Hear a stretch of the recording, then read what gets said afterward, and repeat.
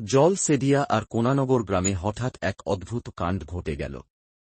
গ্রামের এক বয়স্ক বুড়ো, যার মুখ লম্বা, চুলদাড়ি সব পেকে সাদা, বয়সে ভীমরতি ধরেছে, হঠাৎ ঠিক করল সে এখনই বিয়ে করবে।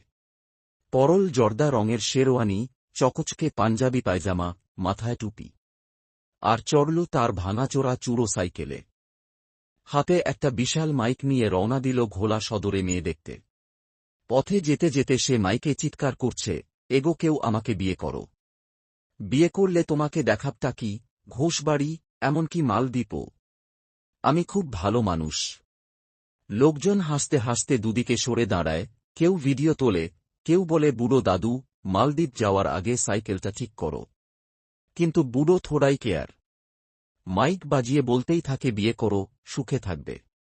এভাবেই গ্রামে রটে গেল, ভীমরতি ধরেছে বুড়ো, এখন নাকি মালদ্বীপে নিয়ে যাবে।